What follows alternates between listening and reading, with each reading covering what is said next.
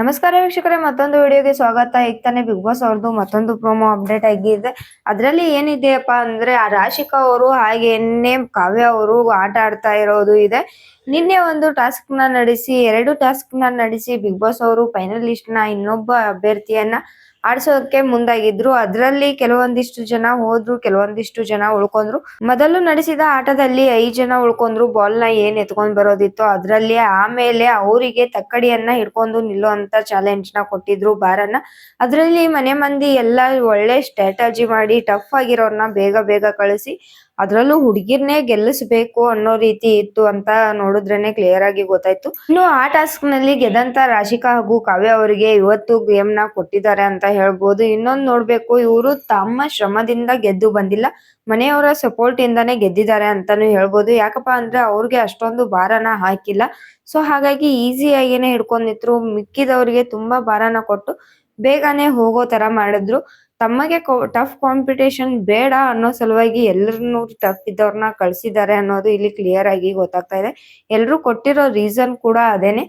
ಇವಾಗ ಇವತ್ತಿನ ಟಾಸ್ಕ್ ಬಗ್ಗೆ ನೋಡೋದಾದ್ರೆ ಬಾಕ್ಸ್ ಗಳನ್ನ ಇಟ್ಟಿದ್ದಾರೆ. ಆ ಬಾಕ್ಸ್ ಮೇಲೆ ಒಬ್ರೊಬ್ರಿಗೆ ಒಂದೊಂದು ಕಲರ್ ನ ಕೊಟ್ಟಿದ್ದಾರೆ. ರಾಶಿಕಾ ಅವರಿಗೆ ಗ್ರೀನ್ ಕಲರು, ಹಾಗೇನೆ ಕಾವ್ಯ ಅವರಿಗೆ ಯೆಲ್ಲೋ ಕಲರ್ ನ ಕೊಟ್ಟು ಅವರ ಫಲಕಗಳನ್ನ ಅವರು ಇಡಬೇಕು. ಯಾರ್ದು ಅತಿ ಹೆಚ್ಚು ಕಲರ್ ಗಳು ಕಾಣುತ್ತೋ ಬಾಕ್ಸ್ ಮೇಲೆ ಅವರು ವಿನ್ ಆಗ್ತಾರೆ ಅಂತ ಹೇಳಿದ್ದಾರೆ. ಇನ್ನು ಬಾಕ್ಸ್ ಮೇಲಿಂದ ಬಾಕ್ಸ್ ಮೇಲೆ ಈಸಿಯಾಗೂ ಹೋಗಂಗಿಲ್ಲ. ಯಾಕಪ್ಪ ಅಂದ್ರೆ ಕಡ್ಡಿನ ಕೊಟ್ಟು ಅದ್ರ ಮೇಲೆ ನಡ್ಕೊಂಡು ಹೋಗೋದಿದೆ.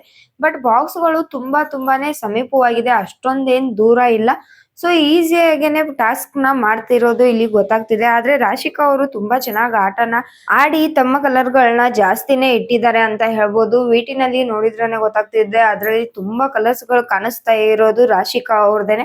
ಅದನ್ನ ಕಾವ್ಯ ಅವರು ತಿರ್ಗಿಸ್ಕೊಂಡು ಹೋಗ್ತಾ ಇದ್ರೆ ಅವ್ರ ಹಿಂದೆನೆ ಹೋಗಿ ತಮ್ಮ ಕಲರ್ ನ ಚೇಂಜ್ ಮಾಡ್ಕೋತಾ ಇದ್ದಾರೆ. ಸೊ ಈ ಎಲ್ಲಾ ಕಲರ್ ಗಳು ಅವ್ರದೇನೆ ಇದೆ ಅಂತ ಹೇಳ್ಬೋದು. ಇನ್ನು ಕೊನೆಗೆ ಕಾವ್ಯ ಅವರು ಎಲ್ಲಾ ಫಲಕಗಳನ್ನ ತಮ್ಮ ಕೈಯಲ್ಲಿ ಇಟ್ಕೊಂಡು ಎತ್ಕೊಂಡು ಹೋಗ್ತಿದ್ದಾರೆ ಅಂತ ಹೇಳ್ಬೋದು. ಯಾಕಪ್ಪ ಅಂದ್ರೆ ರಾಶಿಕಾ ಅವರು ಹಿಂದೆನೆ ಹೋಗಿ ಬದಲಾಯಿಸ್ತಾ ಇರೋದ್ರಿಂದ ಅವರ ಕಲರ್ ಗಳು ಜಾಸ್ತಿ ಬರ್ದೇ ಇರೋದಕ್ಕೋ ಏನೋ ಗೊತ್ತಿಲ್ಲ, ಎಲ್ಲಾ ಕಲರ್ ಗಳನ್ನ ಎತ್ಕೊಂಡು ಹೋಗ್ತಾ ಇದ್ದಾರೆ. ಅದನ್ನ ಉಸ್ತುವಾರಿ ಆದಂತ ಧ್ರುವಂತ್ ಅವ್ರು ಕೂಡ ಒಪ್ಪೋತಾ ಇಲ್ಲ ಅಂತ ಹೇಳ್ಬೋದು.